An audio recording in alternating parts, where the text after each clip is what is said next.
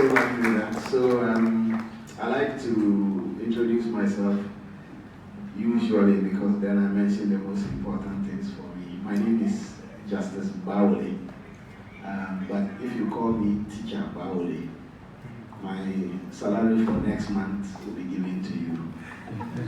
Teacher Bawole. Say Teacher Bawole. Teacher Bawole. And it's I love to be called Teacher Bawole because I trained as a teacher. I went to training college and trained as a teacher, and so I've taught in primary school. I've taught P1, P2, P3. I was a sole teacher and head teacher of a school of up to P3, and I was the only teacher. So I was both a head teacher and a class teacher and everything. And I love that. And so I've taught in secondary school, and then I ended up here in Lagos. Currently, I'm the dean of the University of Ghana Business School. So those are the most important things. Today was one of the hectic days for me, very, very hectic. But when I see things concerning young people, I make time. So I decided that I'll make time for this. Maybe they try to communicate 30 minutes, 10 minutes. Oh, my entire talk is 10 minutes. People gave me an hour and a half. Okay. Okay, all right. So I hear there's lunch to come up soon, so we'll try and crash what we have to talk about. So then I have to go straight to the point. But I love young people. One thing I should say, young people have to fight to take over this country. But if you have to fight to take over this country, you must definitely want to do better than what we are doing. I'm 53. So if you are a young person and you want to take over for me, you should definitely want to do better than me. Otherwise, you should find somewhere and condemn yourself. Because our world cannot keep deteriorating, all right? So it's that which I've been a climate and environmental enthusiast myself. Here in the University of Ghana, I teach green business management. So I've seen a few of my students, former students here. They are big people. So we'll try, and I was asked to come and talk about business, and I know that the essence of this program and many of the programs that Gallo runs is to energize young people into setting up enterprises that they can use as vehicles to deliver innovations within the green space. And so I will go through very quickly some of the things that you have to do. For many years, I also have taught non-profit management, what you call NGO management. And in the entire university, I am the go-to person when we talk about environmental management. Maybe at this come, you want to pass on information. You can't hear me. Oh, I'm sorry. You are taking notes. Okay. All right. I'll try and amplify. And when I get in my elements, the place will be very noisy. You know, teachers, I can even talk without the microphone. If the microphone is not too clear, I'm okay to project without the microphone. You like that? Must use the microphone. All right. Okay.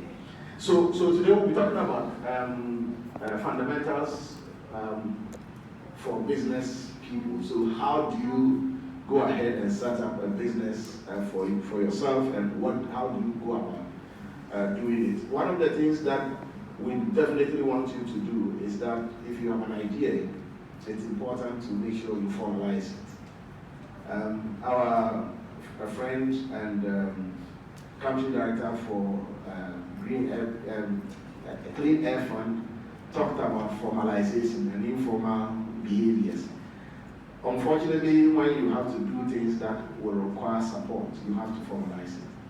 And so part of that formalization, you will need to go through some processes in the country. So we'll look very quickly at how you can structure your business. You have come up with an idea, how you can structure it, what type of businesses exist and how you must go about doing it, and then what processes and how must you go ahead and register it.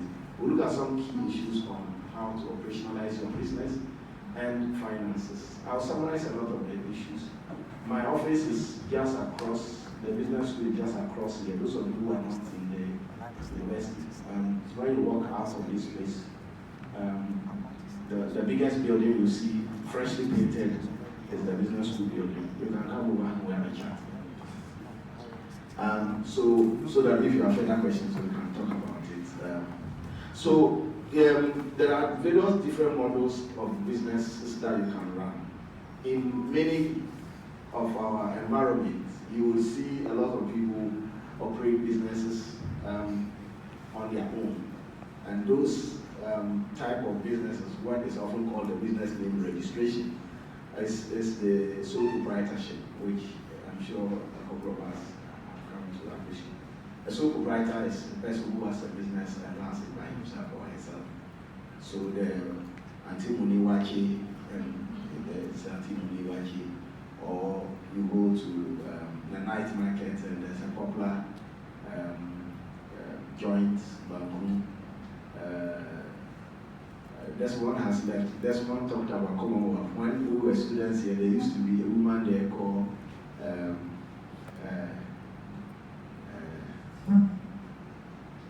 who was in the name? But this woman made Bangu, and in the evening everybody went there to sort themselves as a sole proprietorship. So a sole proprietor is a business venture that is owned by an individual, and the individual operates it as such. Oftentimes, the business does not typically have a separate legal entity from the owner. In other words, the business is also the person. So when there is a legal issue, it is that individual who owns the business who bears that responsibility. And we will see as we go that is different for other business models. So when there's also liability, for example, if you make losses or something happens to your business, you take the costs solely. So today you cooked Darby prepared your banku, you were going to go and sell, and then it started raining. Okay? And the whole day it rained. Nobody bought your banku. You can't go and talk to anybody. You are all over. Yeah. So that's the. So oftentimes this form of business is used for small retail shops, freelance services, artisans, like to do this. A lot of consultants do sole proprietorship. They own the business alone, they run it alone. Sometimes they may want to have somebody helping them, but in terms of the ownership, it's for this person. To register a sole proprietorship business, you have to go to the Office of the Registrar of Companies, and I've provided a link to the slides. This will be shared with you so you can find the information. You go to the Office of the Registrar of Companies and you would have to register your business. Now, in the course of registering your business, you will have to do a few things, including putting a name to it. Usually, most sole proprietorship companies, sole proprietorships will come with the name of the person. Bawole and Sons, Bawole Enterprise. Which are the popular ones you know? Yes. Asantua Ventures. Yeah. Those are sole proprietorships, so you can register them that way. Oftentimes you will have to pay a fee, of course, to the Registrar of Companies to register. And as I said, the link there, if you click that link, it will take you. Otherwise, if you just search Office of the Registrar of Companies, don't go to the Registrar General's Department. These used to be together, the two used to be together, but they've been separated now. So the Office of the Registrar of Companies deals with the registration of companies and all forms of business company registration. The Registrar General's Department deals with other things, register of marriages. So if you marry and you want to register, you go to the Registrar General Department. If you have a patent, you go there. If you have other things, you go there. But when you have to register a company and operate it, you got to go to the Office of Registrar of Companies. And the process has been largely simplified. In the past, it was usually very laborious. You have to do a lot of the things hard copy. Today, a lot of it has been simplified. You can apply online, you can fill all the forms online, and all of that. So you need to do that. But oftentimes, before you register a company, you will have to be able to search to be sure that the company is not in somebody's name. It's also the same for sole proprietorship. So we don't have another Bawole Ventures either there. So we say that you have to do that search first. The next type of business type that you can actually engage in is a partnership. Partnerships are also very, very simple to register. Usually it's owned by 2 or more persons. And because it's owned by these 2 or more people, they will typically share the profit also. When there's profit, they share. When there's cost, they share. Again, in terms of the legal identity of the company, the legal personality of the company is the same as the individuals who own the company. So if there's a problem, the companies will have to bear it. So the ownership is not, the legal entity is not separate for its owners. When there's liability, profits or liability, profit or cost, the individuals who jointly own the company would also have to take the challenge of bearing the liabilities. Usually we have what we call ordinary partnerships, and then we also have limited partnership. Ordinary partnership would mean myself and Mabel. Is it Mabel? Yes. Yes, myself and Mabel will decide that we want to form a partnership. What do we want to do? We want to sell ladies' hair.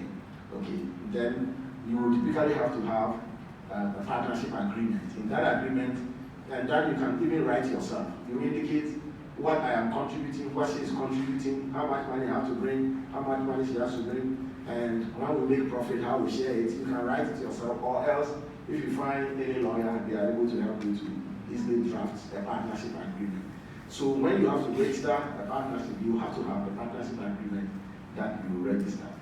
And that can be, and when we register a partnership, we can decide that both of us want to contribute to working there and whatever comes. But there are also limited partnerships where some owner says, I want to partner with you. Young man, what's your name? Obed. I want to partner with Obed.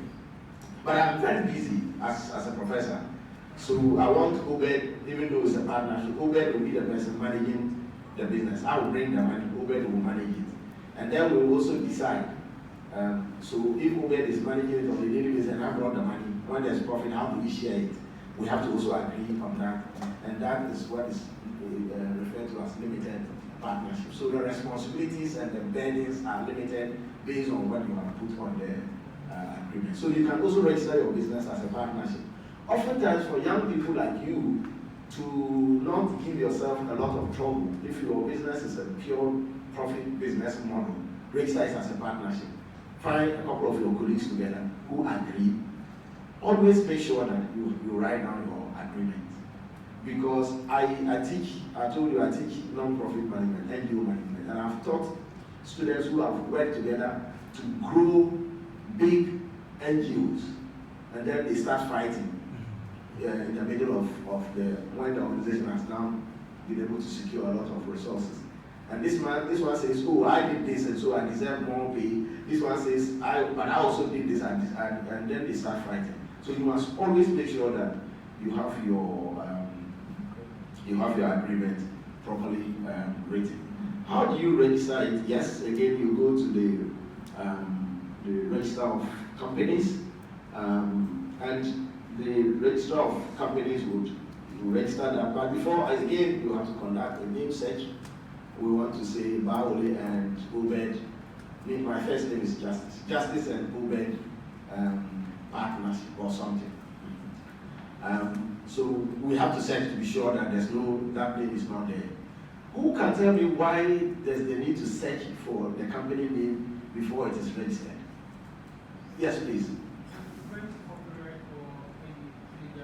Great. To ensure that you can register copyright and all of the legal things that can happen there. Now, if I am Justice Bawole and you are also Justice Bawole, and you see in the news, one Justice Bawole has stolen mango, you know that you will be in trouble, right? And in business, your reputation is so important. And I see that our colleague Abiam will be talking later on how to brand your business. Sometimes you are not careful. If you don't protect your name and register, you will spend energy branding your business, and somebody else will take the benefits. So it's always important that you register the name of the company, search and be sure that you have registered. When I teach non-profit management to my students, we go through how to design a business name, what you must do, and what logo you should take, what colors you should select. You have to let something thinking go into all of this. And it's important because I put on the business school shirt, and I went for a conference in Europe, and I also have a complimentary card of the business school. And the business school logo has a sign that is an anti-grass symbol, and it is called the name is service. But that sign looks like the swastika sign. Who knows what the swastika sign is? Exactly. So I go to the conference and I give my complimentary card to someone, and they look at it carefully, and I see them squeeze their face. And then they move, and I see that they drop it in the dustbin. And I didn't know what the issue was. So when I came back and I was complaining to my boss, then he said, oh, it happened to him before. And then he explained that as our sign in there looks like the swastika symbol. And you know the nasty things Nazi did in Europe. And so people associate. So when you are selecting your name, your symbol, be mindful of what this could mean when the company becomes global. Are we here together? Yes. So you've got to be very mindful when you are deciding on which name. Because that also, in Ghana, there's a TV station called TV Africa. And there was TV Africa also in South Africa. And for many years, they went into battle, fighting in law in the court to determine who actually owns the name TV Africa. So you have to be very careful when you are doing these, your symbol, your name, and all of that. It's very important. Let some thinking go through it. Again, when you have registered your partnership, you will get a certificate of registration of partnership. And also for sole proprietorship, you will be given a certificate. Note that the company, whichever form it is, or the business, whichever form it takes, when you register, you have to renew the registration every year. And so you have to take note of that. Then we have company. So I've been using the word company, but oftentimes company is used in a limited sense as prescribed under the Companies Act, 2019 Act 992. In there you have several types of companies. The first one that you have is the private limited company limited by shares. Okay, so a private company limited by shares. And here the description is that the company has a limit on the liability of its members to only the amount that the members have paid. So a number of us here can decide that we want to form a company. And we will say this company is a private company limited by shares. And we will say let everybody put in some money. So I put in 100,000, you put in 1 million, whatever it is. The catch here is that when there is trouble, when there's liability, the liability is limited to the money that I have contributed. You can't go and sell my assets to come and use it to defray the cost of. So you can also think about that. But they cannot often offer shares to the public. In other words, other people who are not members of the founding organization cannot buy shares. If you know that for a company like MTN, you can actually go to the stock market and buy shares and become a part owner because you own shares there. But for private company limited by shares, it's just the people who form it. So then we have private company unlimited by shares. Here, it's also a few of us who have decided I want to form a company, but in here, when there is a problem and the company makes losses, the shares that you have contributed, the amount that you have contributed as your part of the capital of it, will get taken. And if it's not enough to pay for the cost, then they will come after you. So if you have any property somewhere, like me, I have some cows in my village, you will go and sell the cows, and then they will use it to pay for the cost of it. The third type of company is the company that is limited by shares, a public company limited by shares. Again, here, this is a company in which they can actually open it up for everyone who wants to be a member or who wants to own a part of it. And here you can go to the stock market and purchase shares and become a shareholder of the company. When the company declares profits every year, they will decide how much they want to pay per share. And I remember very well, how many of you know the company called Tallow Oil? You have heard about Tallow Oil? Yes. When Ghana discovered oil, you know, when anytime we talk about oil, everybody is agitated. Because cash day there. So I had gone to school in the UK and I got some money. And I converted it at the time was 10,000 Ghana cedis. And that was when Ghana had just discovered oil. And Tallow offered to sell shares.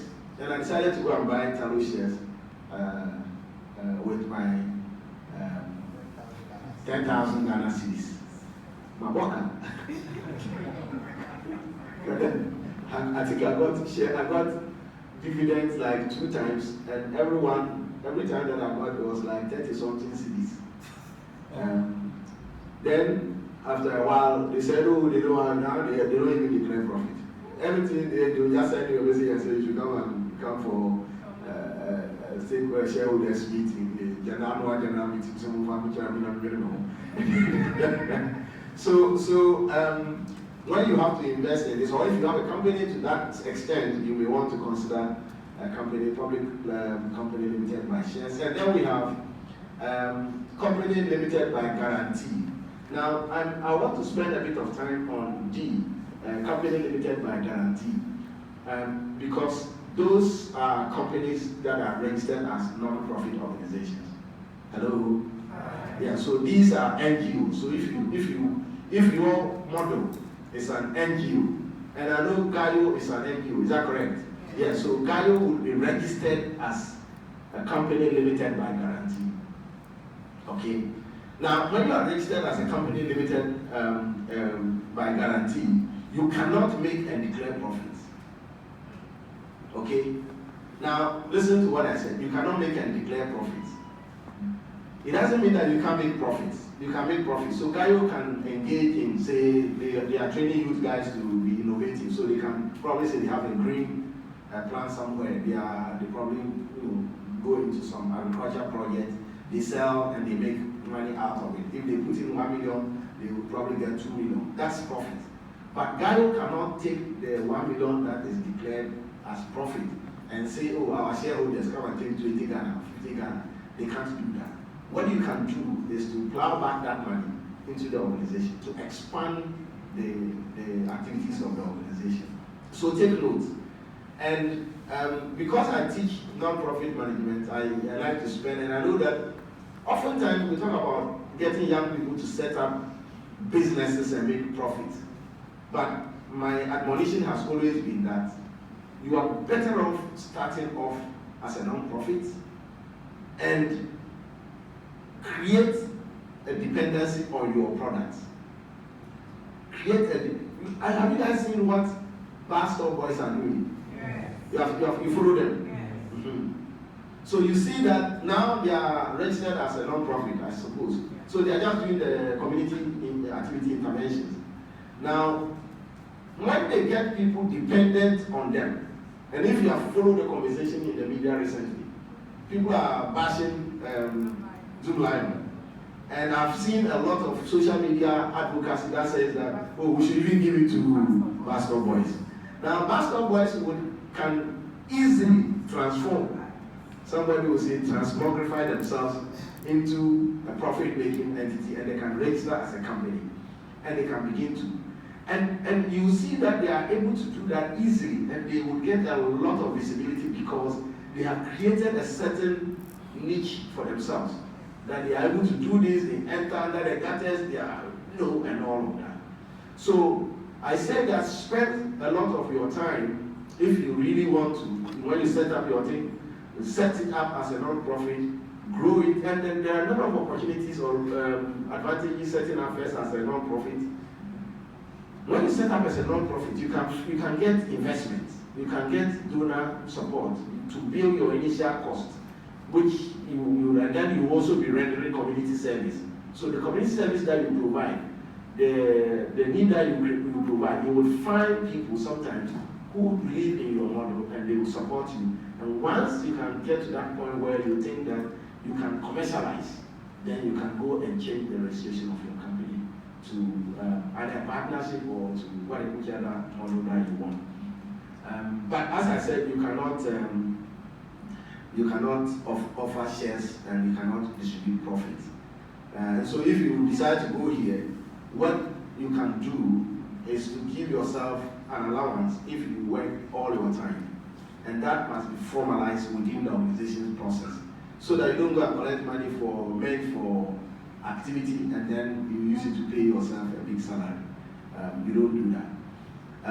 Note that this can be used for charity organizations, churches and non-governmental organizations, professional bodies, and what have you. So if at the end of this workshop, all of us then decide that we want to register ourselves into a non-profit, and we call it Legon Workshop NGO or something, we can do that, and then we can register it as a company limited by guarantee. And we say that members' liability is limited to a guaranteed amount. So usually, when it is registered, the founder or the founders will say, oh, we want to put in a small amount, or we want to be liable to this company up to a certain amount.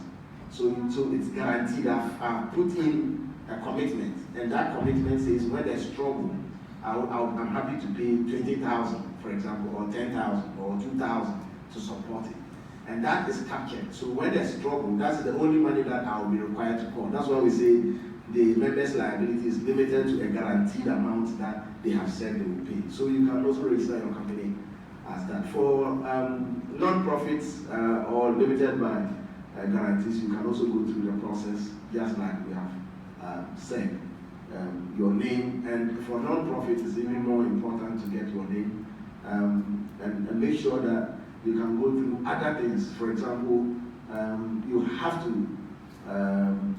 make sure that you have your directors. Usually you need up to 2 directors, the company secretary, and then a registered office. You have to register for a tax identification number, and here you have to do that whether you are a non-profit or partnership or whatever. You have to register for a tax identification number from GRE. And for those that are not non-profit, you will have to pay your taxes once you make profit, and that's very, very important. As we said earlier, you have to ensure that you have your certificate of incorporation and your certificate to commence business. When you do the registration from there, you will get that done. And you will need to also register for VAT. If you employ people, even one person, you have to register for SNIT. In fact, if you are yourself the employee of the company as the sole owner, you still have to register for SNIT, because you have to pay your social security and pay the social security of the people you employ. So there are a number of registration things you have to do that are considered extremely mandatory. These are very easy to find. So if you go to the GRE website, you will find information for new companies and how to go about registering, how much you need to pay. All of those, the fees are there. If you go to the Office of Registrar of Companies, you also find their fees, how much you need to pay for the services. And in actual fact, at the registration level, the fees are very, very small. In some cases, 50 cedis, 150 cedis, or something. Our biggest problem has been that sometimes people have people who hang around the place and try to facilitate the process will want you to pay bribe. But I always tell people that bribery is consensual. Somebody says they want a bribe, you don't want to pay the bribe. You don't pay the bribe. You go through the process. It may take you 1 week to get the thing, just stay through and get it. But if you go today and they frustrate you and they say, bring money so that we'll do it for you today, you pay, you have become corrupt. Hello? Hi. Are we here together? Yes. Yes, you have become corrupt. When we are counting the corrupt people, you be inside. We also have a model of companies or external companies that register within the country, and those ones they will usually register a branch, as it were, a subsidiary. That's what we call it. The technical term is a subsidiary. So you can register that. So you have a company that has registration, a subsidiary. Oftentimes you would find that these include the oil and gas companies, mining companies, finance institutions, and telecom companies. In recent times, you will also find, if you look at the NGO classification, you saw that our friend Desmond said he's a country director for an international organization. That is the NGO model for companies, for NGOs that operate globally, to have country offices. So here, even though they are a Ghana office of an international organization, they still have to register within Ghana. So if the following day you found someone who is doing something very similar to what you want to do in India, and he says, okay, can you be our rep in Ghana, and you want to operate the business in Ghana, you must register it as a subsidiary in Ghana, whether it's for profit or for a non-profit organization. And when you have to do that, we say that you need to have a local agent, you need to have a registered address, and you need to be registered with the register of companies, as we have said. But we also have what is referred to as incorporated trustees, or companies that hold people's property or assets in trust for them. So in abroad, when people are dying and they have so much resources, they don't want to, sometimes they don't even have children, or even have children, they don't want to will it to their children. So they will often create an entity and entrust their wealth into that entity and say, manage it. So even when the person is dead many years ago, the company still exists and they are managing the wealth of this individual who is dead for the purpose for which he wanted the money to be, and then you get it directed to the activities that the individual has directed that he should do there. Now, I hope you can see this. So what I have done in this table is to sum up all the things that I just talked about in terms of the type of registration you need, so the type of registration you need, the description, the legal entity, the liability, and how or when it is often used. So if you get this table, it gives you almost like a summary of some of the things that we've been talking about. And this gives a diagrammatic, so your step to register, make sure you have chosen your company name, select the type of business model you want to do, submit your forms to the Office of the Register of Companies. So that should be Office of the Register of Companies, not Register General Department. Obtain your team, register for taxes, SNIT, VAT, and all of that. Those are things that you can easily do, and then you are able to now operate your business. So this will be the first part of the conversation. I'll jump very quickly to look at the other part, and here we look at very carefully if you start to do your business. I've asked that they give you the slide, so don't worry, you will have copies of the slide, and then you can run it very quickly because of the time that's given. So for any business, whether non-profit or for profit, and I call it business because it's business, you must be clear what it is that your vision is. How many of you have gone to the Gaio websites before? Gaio. You have to go. Gaio cannot bring you here. You haven't gone to their website. How many of you follow Gaio on social media? How many of you? Great. So you should go to the website also and see what is there. If you scan, so if you scan the QR codes that are pasted there, it will lead you there. Me to follow me on social media. My ex handle is at JN_Bawole.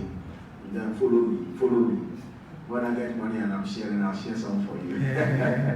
Yeah. So you have to clearly indicate what your vision is, and why do you need a vision? We say it provides direction and purpose.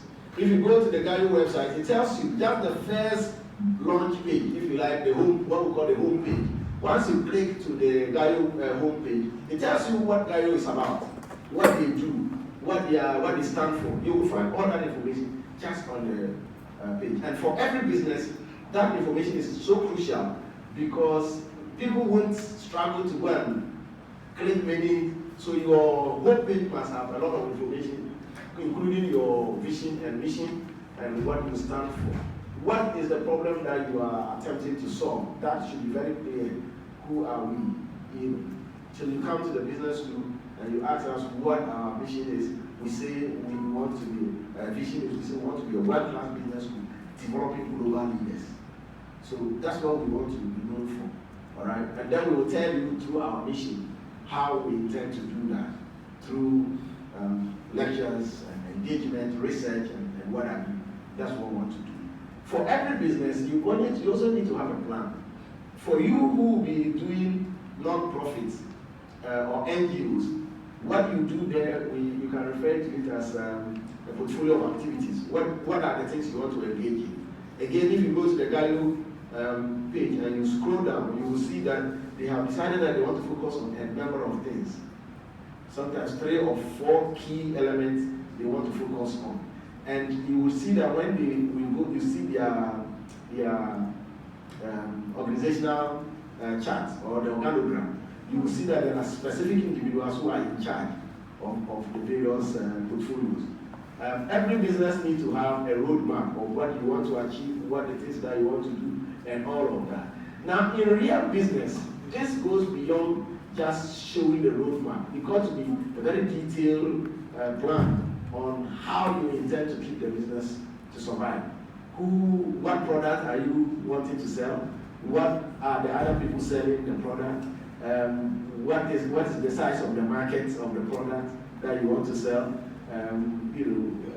What are the things that you need to be able to do to sell both locally and internationally, and all of that? What is your plan? Do you want to go taking new programs into new markets? Do you want to take new old programs into old markets? Do you want to? Several models exist to develop a good business plan. So in there, you will have to look at what products you have, the services, the market analysis, your marketing strategy, your financial projections, and your operational model. Especially your financial projections, because if you were in for-profit business, it will be important for your business to be sustainable. Where will you get the money from? If I'm going to be selling 1 million pieces of this product that I've developed, and I'm happy that so the conversation to energize you. When you are doing anything, any innovation, think about the business component of it. So assuming that I ended up designing a spectacle as my innovation, the question will be, so how many people will need a spectacle?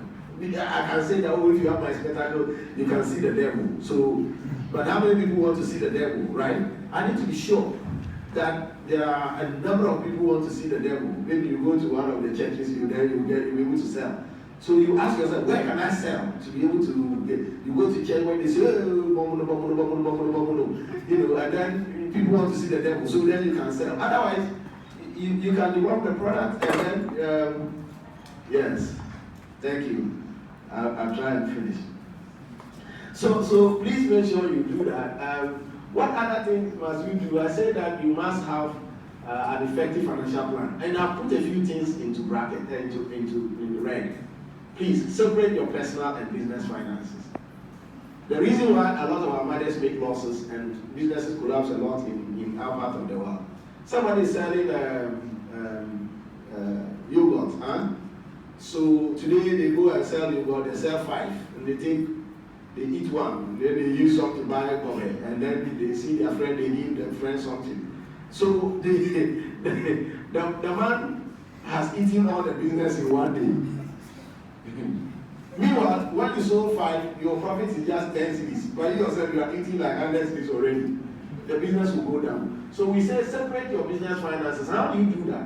Give yourself an allowance and spend that allowance. So you say that every month I will pay myself an allowance of 200 cedis. That is what you spend. When your 200 cedis is done, it's done. In accounting, we have something we call drawings. You cannot borrow from the business. Because when you do that, you get into the danger of collapsing your business.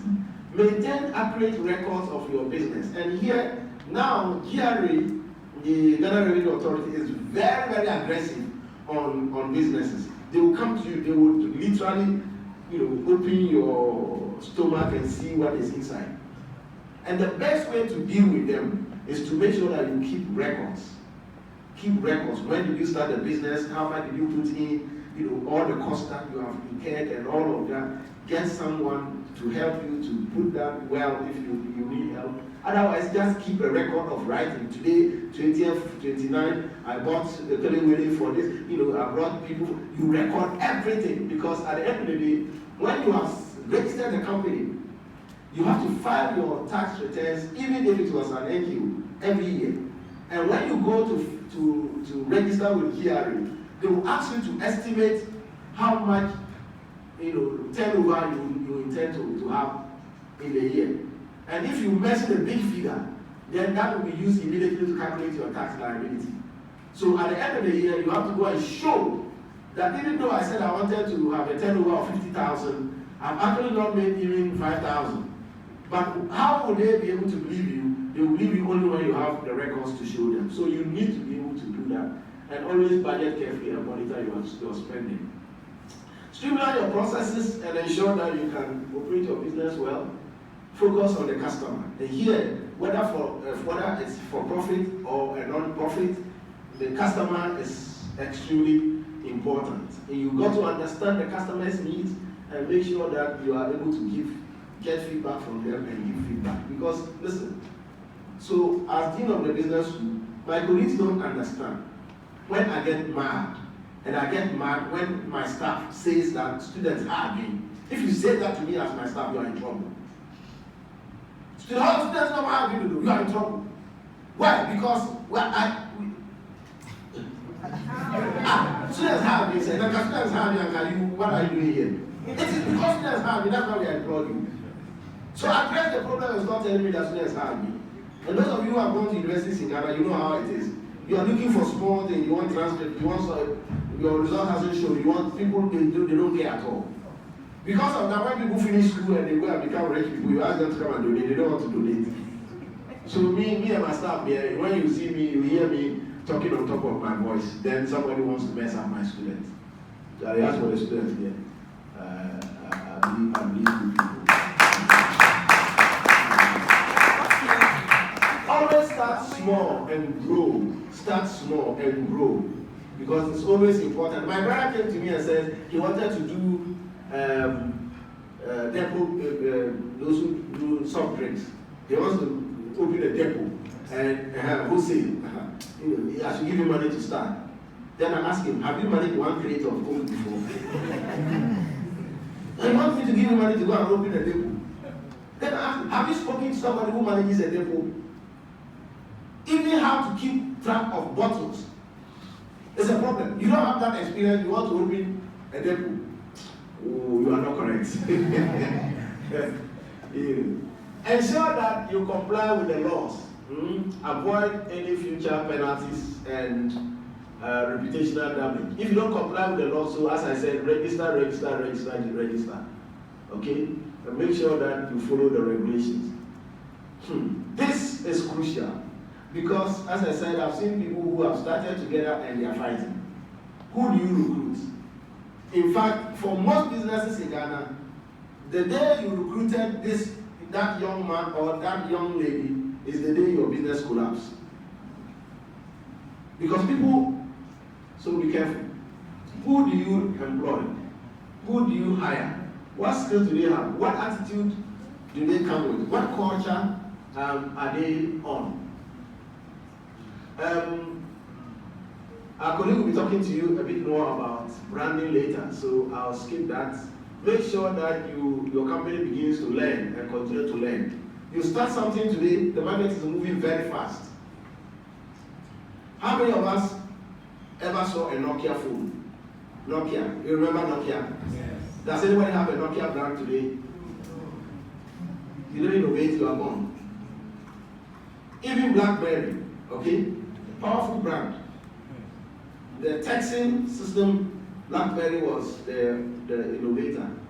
But they are off because if you don't keep innovating, you are likely to run aground. Manage your risk. Identify your risk and manage them. And ensure that you have some good principles to manage your risk. Create a network and visit people who have done it before. Let me tell you one thing that I really, really think people should do well. In Ghana, there is this mentality that anybody who is in a particular business is making profit. So somebody starts pure water today, and the next day everybody is into it.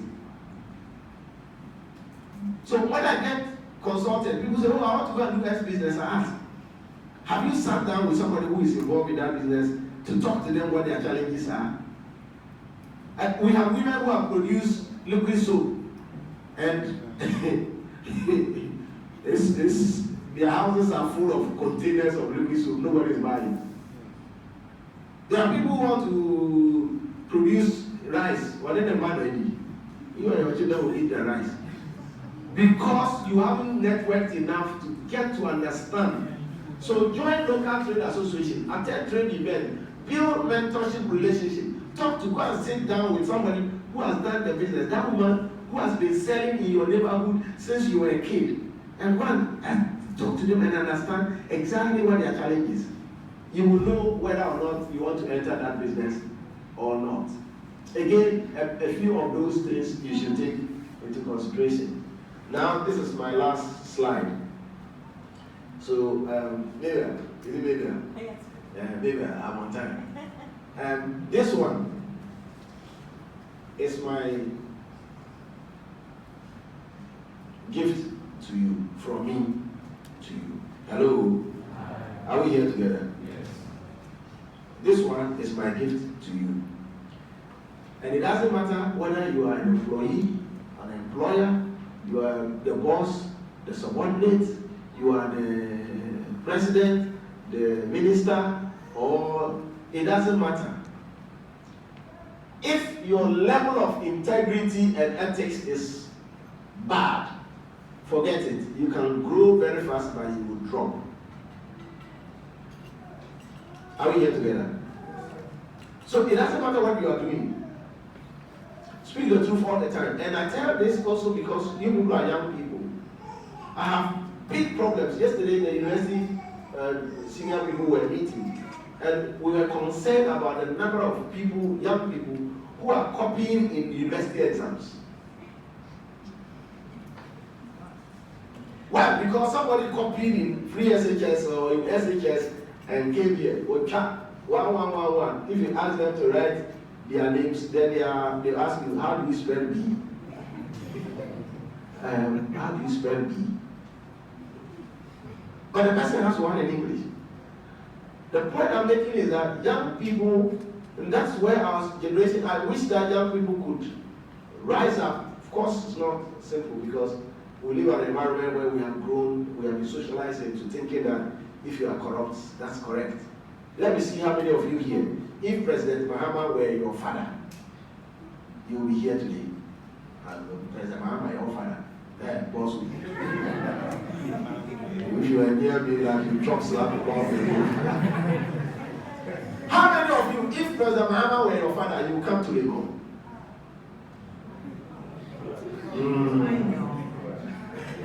How many of you, if the president were your brother, you would take throttle? Hello? Are we here together? Yes.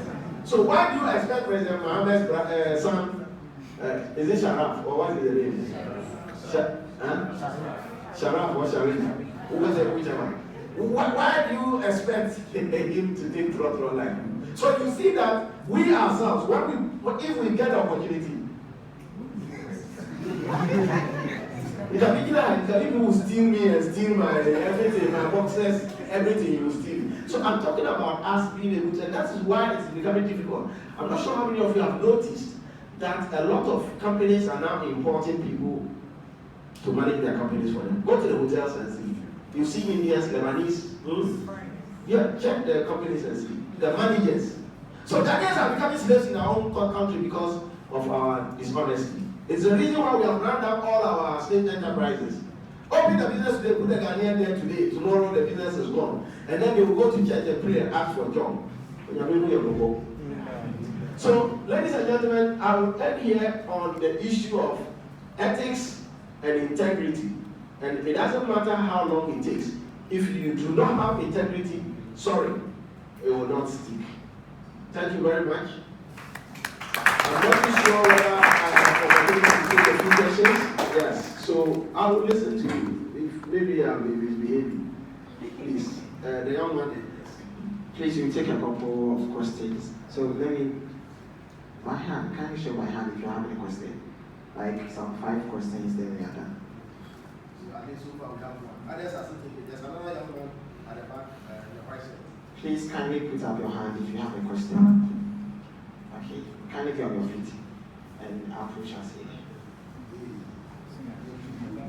Yes, we've had a very nice lecture by Prof, and we want to also tap into this resource that we've had. So please, if you're having a question, just approach us and let's get it answered. All right, thank you. So my question, thank you for encouraging about creating an NGO, right? So my question is using the analogy that you gave. So if, for example, you register your business as a sole proprietorship, you've been operating it, you've branded it, you've grown the business. Now, along the line, you meet somebody who is willing to partner with you, or you decide to then transition into an NGO. Is it possible to convert your business that you've registered as a sole proprietorship into either a partnership or an NGO, or you need to create one afresh? Okay, thank you for the opportunity.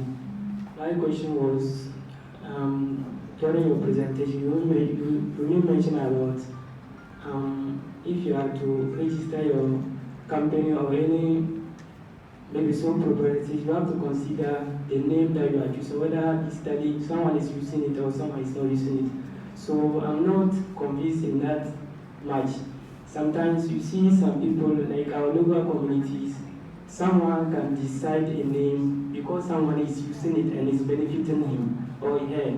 So he wanted to also align his company name with that name so that he can also post his company or his business. So I don't know how much you are going to brief me on that.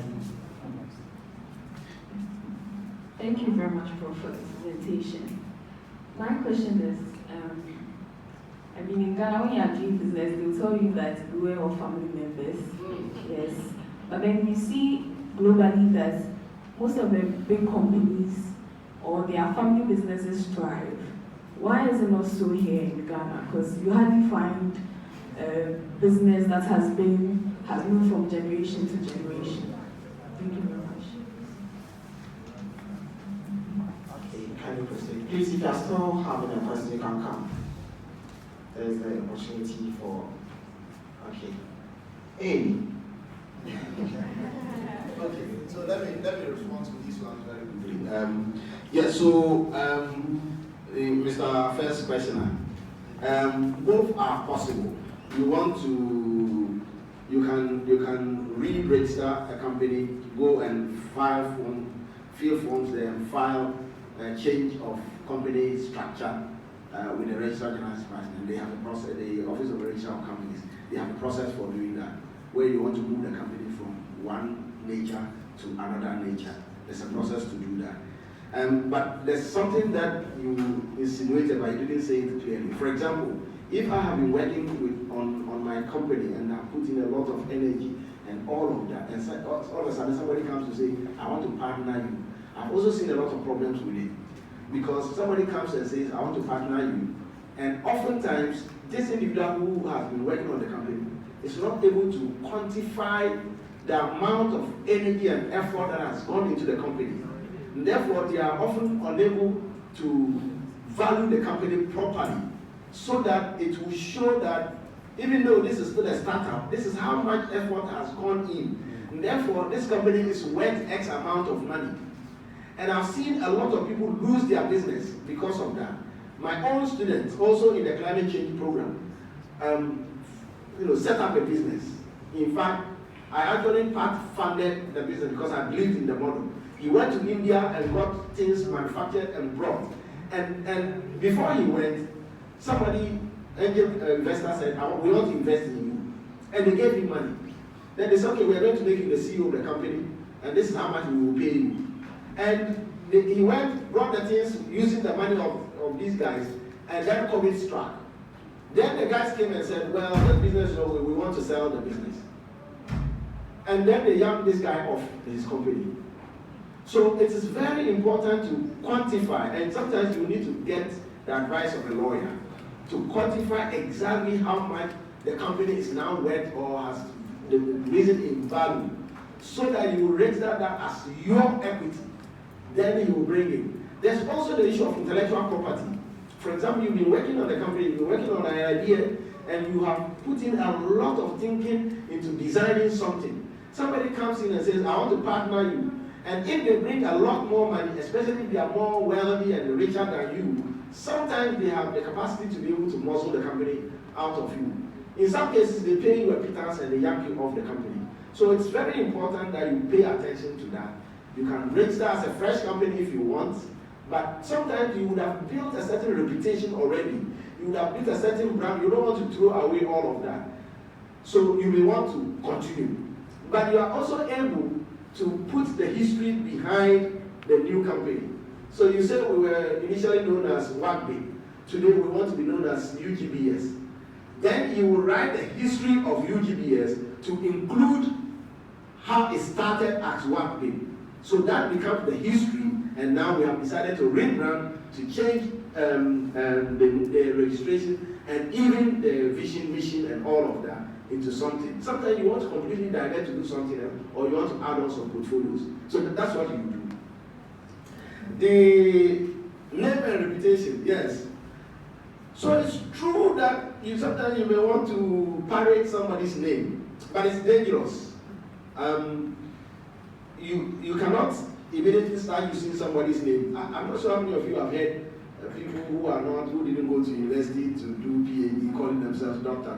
You have heard that before. Sometimes I get so mad about it. I say, me, I'm working here like this. I am not Dangote. Can I start calling myself Dangote? Because I don't have money. Yeah?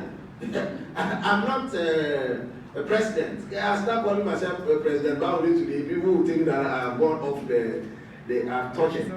So people go through processes, suffer, struggle to build their brands. I think that as young people, what you should do is that you can study what people have done to be successful, how they have gone through the process, and start yours using your own brand and image and name, and gradually grow using the knowledge that you have gained. Don't pirate somebody's company name. They will sue you. It's not legal. Yes. Yes, your question is related to that. Okay. So here might be the case where some of these brands that are coming are making the names that already exist. So the last time we bought a Voltic water and a sachet water, and it was called Voltic. So when let's say the indigenous people or the old people, the uneducated people, when they come, they just say I'm buying Voltic or something. And there are a lot of Voltic and other stuff there, and they give it to them like that. So I want to know like what the RGO is doing about that, because people are really confused about that. Okay. So I know that in Ghana, every paste is pepsodent. Is that right? those are but those are the advantages of market leaders. when you are a market leader and you develop your brand, you tend to be, your brand will tend to be associated with the product. So it's not, paste is not Pepsodent. But for us in our mind, if you are using paste, you are using Pepsodent because that's what we have known. So you will see that people will want to pirate, and market people will take advantage of that. Somebody comes and says, they talk Pepsodent. The person doesn't have Pepsodent, but they will go and take something else for them. The other side of it is that sometimes we have what we call subsidiaries or producing under the authority of a brand name. I know a lot of people who have set up their own sachet water manufacturing companies, and then they go to Baltic to take a franchise. So then they will be branded as Baltic. But before Baltic allows you to use their name, they would have come to inspect all your facilities and be sure that your quality is the same as their quality. Why? Because if they allow you to go to the market with your water produced in your bedroom and somebody gets trouble, they will sue them because they allow you to use their brand name. So usually they allow you to do that only when they have gone through that process. And then they take some of your profits. Because, and I have a friend who is producing under the brand name of a company, and he says, I get 50% of the money that I make, and it's good for me. So he's producing, and so he's distributing in the name of the water company. So what you can do is to go there and officially go through the process. If you have seen KFC, you have seen which is the other food brand, KFC, Nyigmah, all of those are franchises. So you can operate a franchise, and it's easier because they have made a name you want to take advantage of. But go through the right process. If you just set up here, start producing a limit, they will come and catch you. The other one is family business. Madam, this one. So the trouble with bringing your family people in your business is the issue of entitlement. Number two, the family bond risk. If you are too passionate about your business and you have your brothers and sisters there and they misbehave, you risk destroying the family and the relationship. So when you start running a business, you may need help. So it's okay, your brother is there, he's not doing anything. You can keep it, but you have to keep an eye. When the business gets formalized, it's very difficult to get family people. It's just too difficult. However, I have in recent times I've met a few of my students whose parents have good businesses and they are looking for jobs in town. Last week, one of them came to me and said the family has a good business, and she was looking for a job. She went to work for some organization, and now the parents have forced her to resign and to come and work there. And she feels that she's wasting her time. Then I asked her, so what have you imagined that your father and mother work together? Have you imagined what will happen if they get old, they can't work again, and if they die?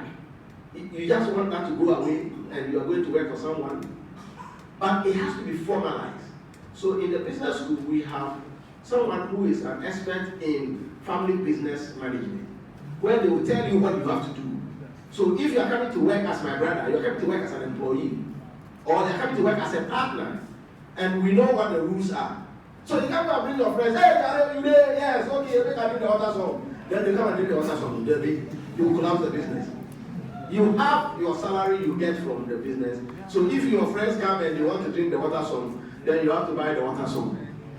It's not about. So I think that's the fine line, but you need to consult experts. If your father or mother has a business or an NGO, please don't run away to go and do something else. I think we should be able to get generations. Some people have brought some people bread, and they produce bread like 70, 100 years, 200 years, they produce bread. And they have grown. Some of them have grown to big companies. Some have still kept a very sizable business. And they keep doing it. One person passes it on to the next person, to the next person, to the next person. And we should be able to do that. I'm still struggling to see how we can pass businesses on to generations here. So the rich people, when they die, what happens? Family people come and share. My father was a big farmer. He died. Family people came and shared everything. Basa, what could do? might be studying in our book, and all of that. So that's what I would say, right? Yes. 3 of those I have answered. Yes, please. And then we will, those of you who can sit down, those of you who have answered the hand, so that the rest, so that I know that the folks are getting it. Please, thank you for the opportunity. My question is mainly based on the sole proprietorship. Mostly, I think currently in our world, I can't speak quantitatively by giving a brief figures of those people that attend and have knowledge of, in-depth knowledge about sole proprietorship or business idea in general. So most people start a business now following the criteria that we give out. Then I want to ask if there are guidelines or there are ways these people are caught up in. Maybe the business models are just halted at maybe because they didn't follow all the things that you said by registering your business and having all that. Because I guess most people don't have the business idea or the requirement needed. Right, okay. Yeah. Thank you very much for the opportunity. My question is just simple. Please, how long does the registration process take?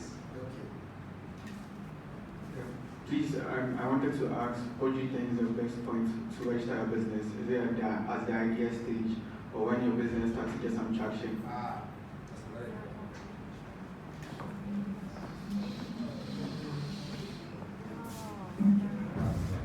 Oh, awesome.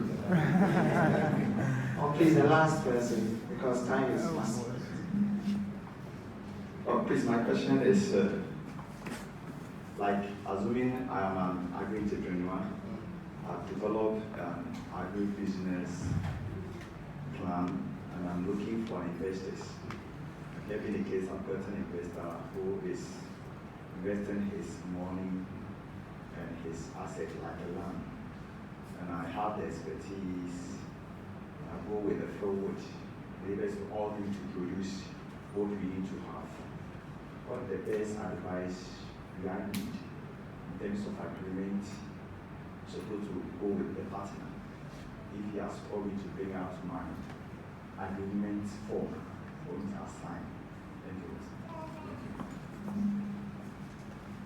Yeah, so let me start from our agripreneur friend. As I said, when you work, you must always document what it is that you are, what energies you are putting in. Unfortunately, Ghanaians are not very used to writing.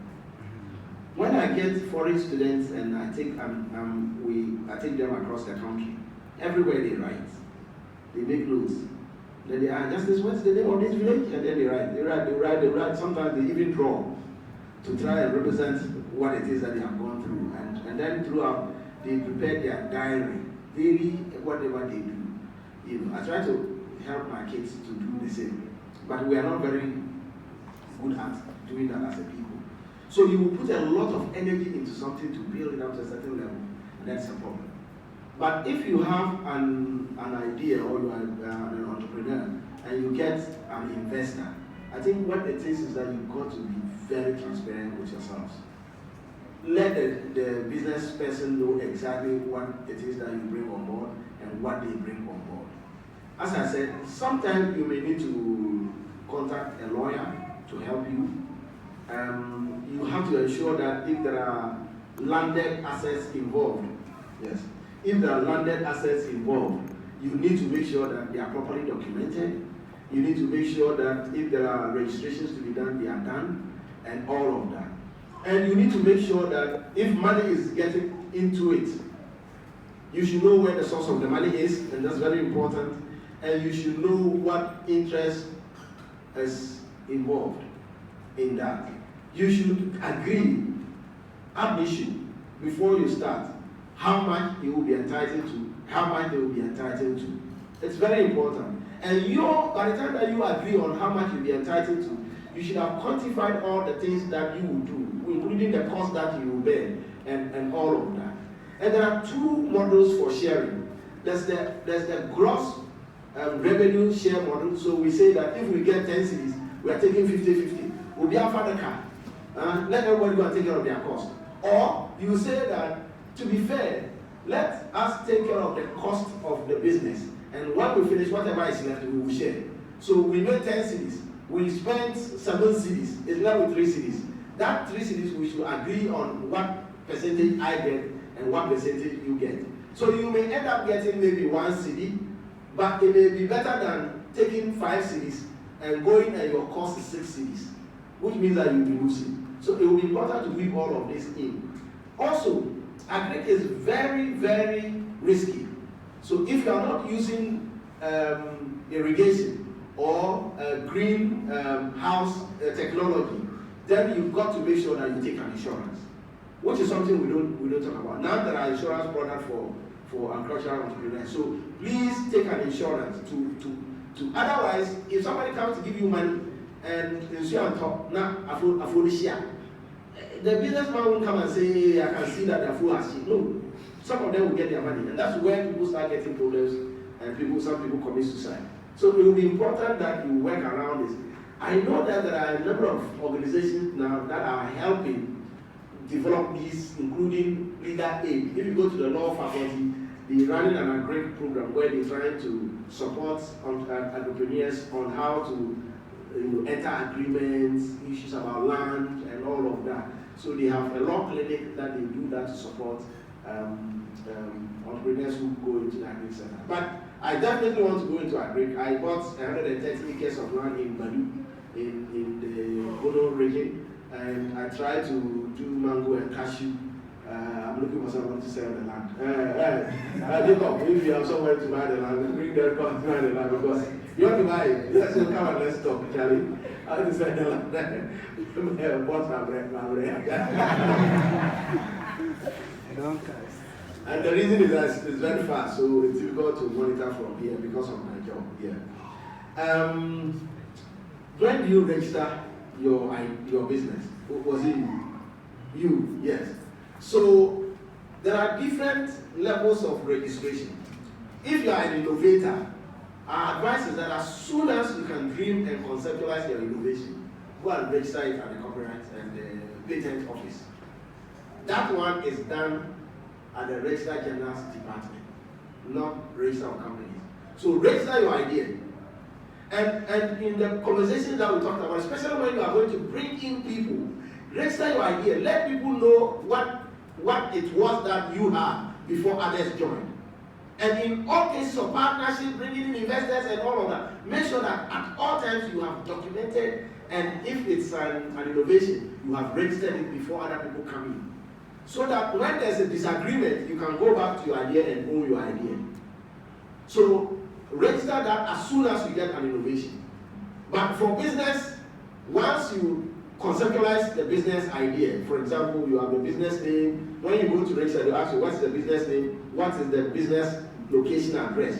What is the purpose or the object of the business? These are the 3 things they ask for. And who are the directors? These are the 4 things they will ask you for. Once you can conceptualize it, also register. You can always change the name. You can always change the object. You can always change. Don't leave it hanging, and all of that. And that links up to the question about how long does it take to register. Honestly, I haven't checked that now, but the processes have improved really, really well. Sometimes you can actually do it online. And you can get the process through. You can also pay online and stuff like that. I don't think it should go beyond 2 weeks. Does anybody know how long it takes to get your registration? Like 2 weeks maximum. Yes, it's possible to get that. In fact, in other countries, and this is part of ease of doing business. In other countries, you can register your business in 24 hours.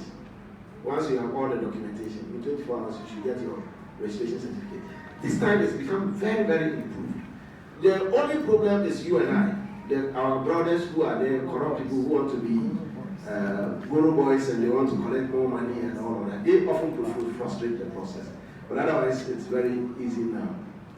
So proprietorship and the capacity or the knowledge to manage your business. One of the things that I've always worried about is the definition of business. So in Ghana, when we say business, what does it mean? So the woman that sells pure water in front of their house, is it a business? The woman who sells kuli and goes around, is it a business? Does anybody know what is called wasawasa? Wasawasa. If you are from the north, you know wasawasa. I love it. Especially when you put powder pepper on it and you put shea butter on it, Charlie. You see that the people who don't know wasawasa, they are here. Is that a business? Unfortunately, in Ghana, that is not how we conceptualize business. Because of that, everybody thinks that they can sell. When you ask, are you a business person? No, they are not a business person. But in actual fact, once you start doing anything that will offer a service, it's business. Oftentimes, people use their experiences and they are growing up. So, for example, if you take a young farmer who follows the father to the farm every day, once they start making their own farm, they have established their sole proprietorship.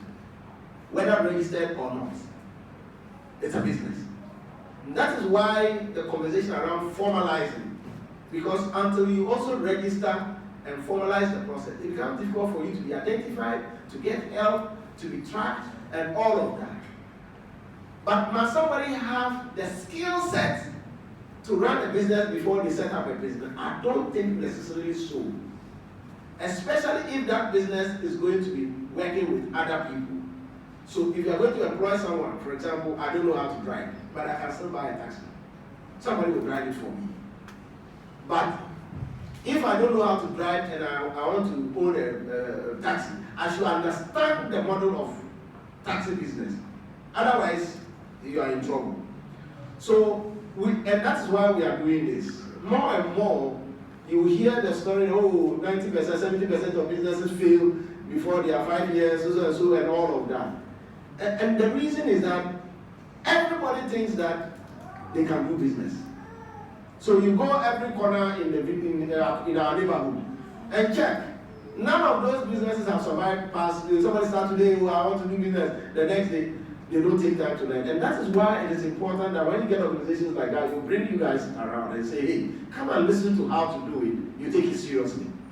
Because there are several other people who haven't gotten this opportunity and they got their hands bent. In fact, people have put a lot of their personal wealth into businesses and they've run them down. And some people have died as a result of that. So once you are here, take interest in building something and perhaps you too will become an advocate and infecting other people with the ideas of ensuring that they have what it takes to run their business.